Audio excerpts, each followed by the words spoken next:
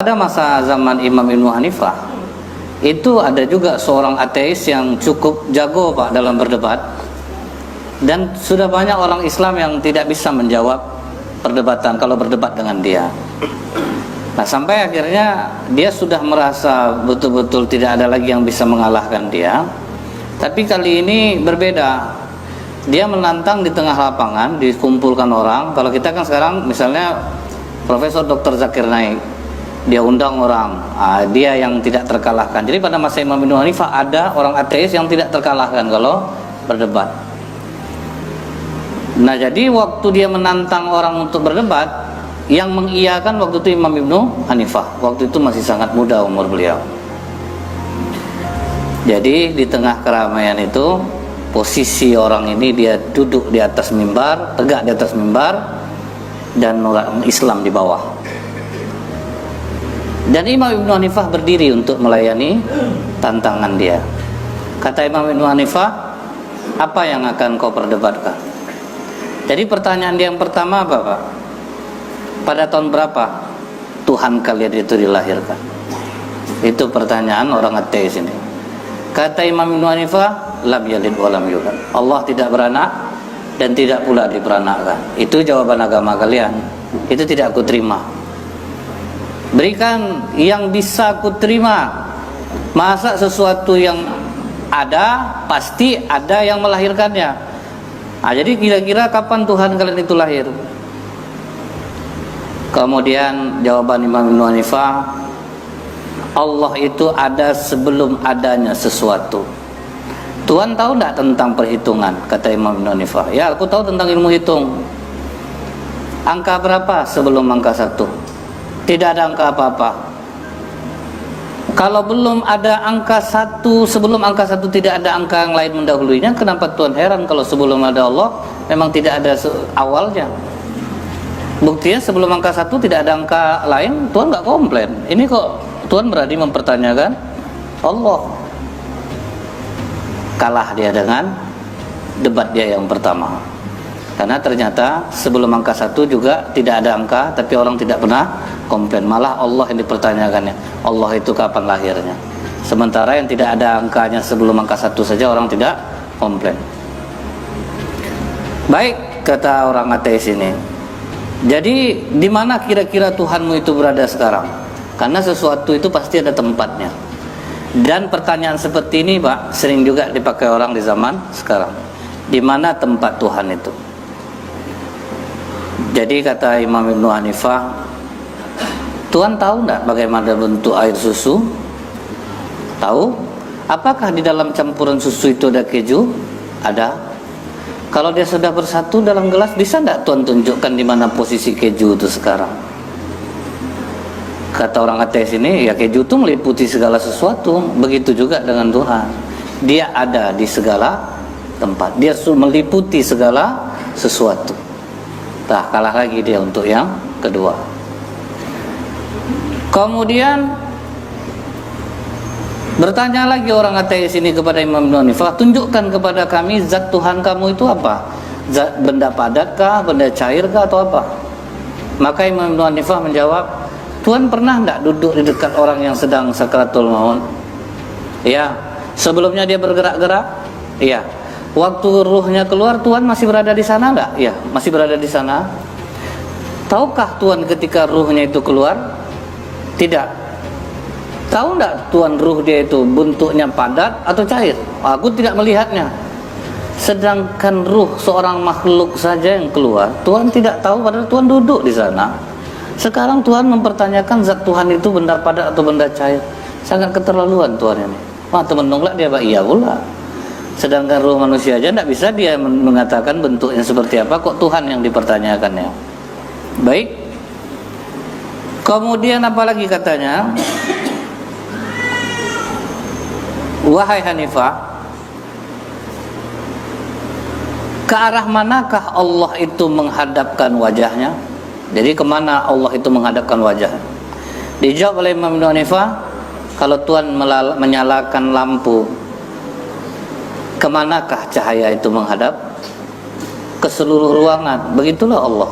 Allah itu cahayanya menghadap ke seluruh ke seluruh alam ini. Jadi tidak menghadap dia ke sana atau ke sini, menghadap ke semuanya. Itulah yang cahaya, dia menghadap ke semua arah.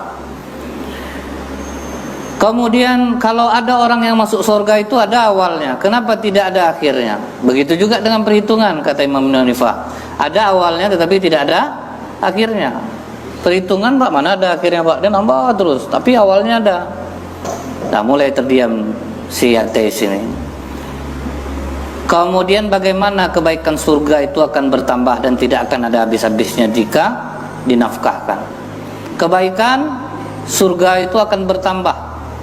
Masa iya dia bisa bertambah? Sementara tentu kalau kebaikan itu banyak dia akan berkurang. Maka kata Imam Syafi'i, di dunia ini saja kita bersedekah bisa bertambah nilai sedekah kita itu. Kita ngasih ilmu ke orang bertambah nilainya. Satu kebaikan yang kita buat 10 kali lipat diganti Allah. Kenapa Anda heran kalau kebaikan surga itu bertambah tidak akan pernah berkurang? Akhirnya ditanyanya lagi, Pak, kalau begitu apa pekerjaan Tuhan sekarang? Maka kata Imam Hanifah, seharusnya dari tadi kan aku menjawab di bawah, sekarang kita tukar tempat lah. Biar aku jawab dari atas, kau duduk di bawah. Sampai di atas mimbar, apa kata Imam Hanifah? Kau ingin tahu pekerjaan Tuhan sekarang? Iya. Jika ada orang yang sombong berdiri di atas mimbar ini, maka dia akan turunkan dan menaikkan yang benar ke atasnya. Oh, baru kena orang ateisnya jadinya, Pak. Itulah pekerjaan Tuhan saat ini. Nah, ini di sini terlihat, Pak, apa pelajaran yang bisa kita ambil? Orang Islam itu mesti cerdas. Dia harus banyak referensi. Jangan kita memilih-milih guru, Pak. Semuanya dengarkan saja. Justru, Pak, ya, datang orang, kalau banyak guru bingung, saya Ustaz, bingung itu yang membuat kita faham, Pak. Kalau tidak bingung kita gimana kita mau faham? Kata Ustaz ini, kata Ustaz ini, kan bingung kita tuh jadinya. Akhirnya kita mencari pemahaman. Nah, jadi karena ulama-ulama dahulu, Pak, tidak pernah belajar dengan satu orang guru, dengan banyak guru. Akhirnya membuat mereka cerdas jadinya. Makanya orang Islam ini, Pak, ibaratnya dia sangat cerdas harusnya dibandingkan dengan yang lain. Seperti ada seorang ustaz, begitu ada anak muda, dia belum nikah tapi ngasih nasihat perkawinan, Pak. Sebagai seorang senior agak tersinggung Buya yang senior ini. Sini kau dulu, habis anak tu ceramah. Udah kawin kau? Belum lagi, Buya. Kau tidak boleh ngasih nasihat perkawinan, kau aja belum nikah lagi. Kau ajarkan orang cara Rasulullah di rumah begini, menikah, memperlakukan istri. Tidak pantas kau sebetulnya, karena kau belum nikah. Hari itu saya nengok Buya ceramah kematian, Buya, padahal Buya belum pernah mati. Nah, itu namanya ilmu mantik, Pak. Nah, jadi masa orang kalau belum nikah tidak boleh dia ceramah tentang nikah. Kalau memang dia tahu, paham, apa pula salahnya? Tapi yang pernah nanya ke saya itu pernah tuh, Pak, boleh enggak Ustaz kita bawa handphone yang ada aplikasi Al-Quran ke dalam WC? Saya bilang boleh, tapi jangan buka aplikasi Qurannya. Karena Quran itu sudah tersimpan di memori HP itu, memori internalnya, di otaknya tibanya. Jadi jangan dibuka. Kalau dibuka kita dosa, Pak. Tidak boleh lah Ustaz, kan ada aplikasi Quran. Iya, Pak, tapi dia sudah tersimpan di otak handphone itu, di memorinya. Masih juga Bapak ini mengerasa. Bapak ada enggak hafal ayat Al-Quran? Ada, Ustaz. Di mana Bapak simpan? Ya di memori saya. Kalau gitu masuk WC tinggalkan otak Bapak di luar. Jadi kadang, Mbak, orang ini apa namanya nih? Dia butuh kadang begitu kan. Jadi makanya kalau orang cerdas, Pak, dia banyak dia membaca, insya Allah, Pak, dia bakal cerdas jadinya. Makanya kalau 3 hari aja kosong kita ini, Pak, dari membaca, itu kita bisa bodoh jadi. Tapi kalaupun tidak membaca, paling tidak kita mau mendengar. Itu juga sudah luar biasa sebetulnya. Jadi seperti ada dulu seorang anak muda, dia bertanya ke seorang kiai, Pak Kiai, kalau memang Tuhan itu ada, bisa enggak Pak Kiai tunjukkan wujudnya sama saya? Yang ada itu tentu ada wujudnya. Yang kedua, setan itu dari api, terus nanti dimasukkan ke dalam api.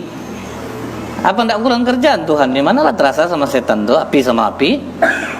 Yang ketiga, apa takdir tuh Pak Kiai? Terdiam Pak Kiai ini Pak.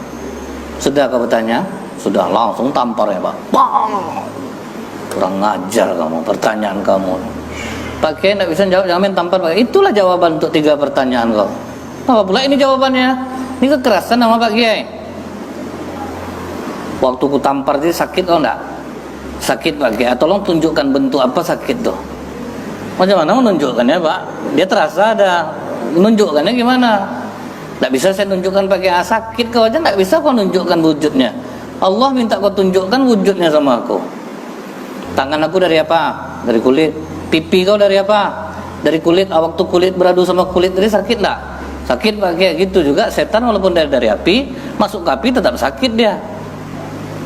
Kau ada enggak terbayang kena tampar kau hari ini sama aku? Enggak Pak Kiai, itulah takdir kau. Nah, kau buatlah macam itu, kena tampar kau jadinya kan. Nah, itu yang takdir itu. Nah, jadi mudah-mudahan Pak, ini membuat kita bersemangat untuk belajar dan memahami orang lain. Jangan kita memaksakan pendapat kita. Kita ini kadang harus banyak mendengar daripada kita harus banyak berbicara.